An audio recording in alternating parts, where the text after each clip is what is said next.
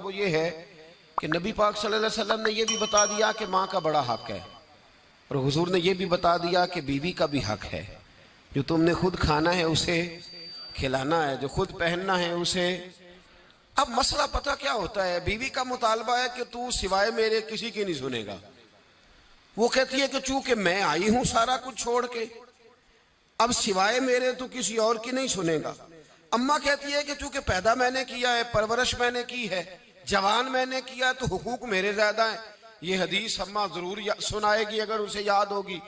अब उसका नुकसान ये होता है कि अगर किसी औरत से ये पूछा जाए कि तू बतला कि बगैर माँ के कोई बच्चा बड़ा हो सकता था, तो उसने पाल पोस के तुझे दिया है, तो तू ये कैसे कह सकती है कि तू किसी और की ना सुन।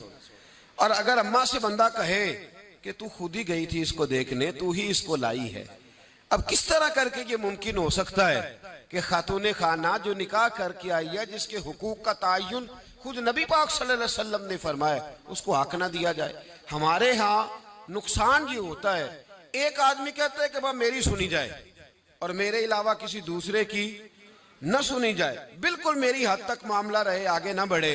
मेरे रसूल पाक सल्लल्लाहु ताला अलैहि वसल्लम की खिदमत आली मर्तबत में जब एक शख्स ने अर्ज की कि हुजूर मुझसे बड़ा गुनाह हो गया है, तो मैं क्या करूं? तो नबी पाक ने फरमाया जा जाके अपनी अम्मा की नौकरी कर। एक कोई ऐसा गुनाह उस सहाबी से हो गया था जो दौरे जहालियत का था, शारहीन ने लिखा है। अब वो जिनके हुकूक जाया किए थे वो मिल नहीं रहे थे, या वो दुनिया से जा चुके थे, तो उसने हाल पूछा कि हुजूर अब क्या करूं?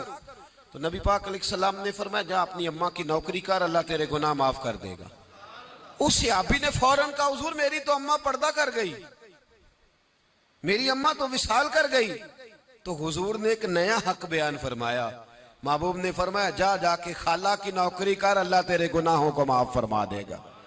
और फरमाया खाला भी मिसले माँ के होती है, खाला भी मिसल तू जाके। तो हुजूर अलैहिस्सलाम ने तो खाला का हक बयान कर दिया, नबी पाक ने तो तायुन कर दिया कि तूने नौकरी करनी है।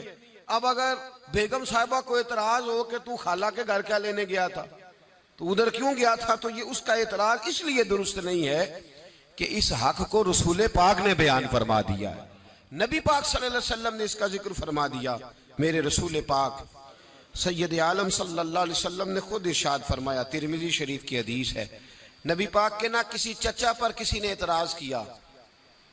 तो जो है मेरी बात पर, अब यहाँ वजाहत नहीं है कि वो मुसलमानों में से थे या गैर मुस्लिमों से थे, लेकिन किसी ने हुजूर के किसी चचा पर, हमारा पता क्या हाल है, चाचा तो बड़ा दुश्मन होता है ना, तो उस पर तो इतराज करे।